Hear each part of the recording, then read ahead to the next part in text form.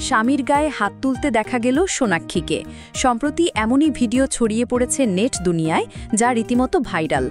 ঘটনাটি বিমানবন্দরের মতো প্রকাশ্য স্থানে ঘটে, আর ভক্তরা প্রশ্ন তুলতে থাকেন, বছর না ঘুরতেই কি তবে সম্পর্কে ভাঙন ধরল? বলিউড তারকা দম্পতি সোনাক্ষী সিনহা ও জহির ইকবাল বরাবরই তাদের খুনসুটি এবং ভালোবাসার মুহূর্তগুলো সামাজিক যোগাযোগ মাধ্যমে ভক্তদের সঙ্গে ভাগ করে নেন। এবারও এর ব্যতিক্রম হয়নি। ইনস্টাগ্রামে সোনাক্ষী সিনহা নিজেই শেয়ার করেছেন ভিডিওটি। ভিডিওতে দেখা যায় সোনাক্ষী স্যুটকেসের উপর এক পা তুলে জুতোর ফিতে বাঁধছিলেন। হঠাৎ পিছন থেকে জহির এসে স্যুটকেসে লাথি মারেন। আচমকা ধাক্কায় সোনাক্ষী প্রায় পড়ে যাচ্ছিলেন। এই অপ্রত্যাশিত দুষ্টুমিতে মেজাজ হারিয়ে স্বামীর গায়ে হাত তোলেন সোনাক্ষী এবং কড়া ভাষায় তিরস্কারও করেন। যদিও পুরো বিষয়টিই ছিল নিছকই মজার ছলে, তবে ভিডিওতে সোনাক্ষীকে বেশ বিরক্তই দেখা গেছে। নেটিজেনদের দাবি, তিনি জহিরকে অশ্লীল গালিও দিয়েছেন।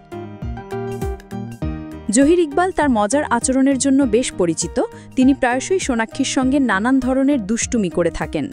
দীর্ঘ 7 বছরের প্রেমের পর গত 2024 সালের 23 জুন বিবাহ বন্ধনে আবদ্ধ হন সোনাক্ষী সিনহা ও জহির ইকবাল। ভিন্ন ধর্মাবলম্বী হওয়ায় প্রথমে সোনাক্ষীর পরিবার এই সম্পর্ক মেনে নিতে রাজি ছিল না বলে শোনা যায়।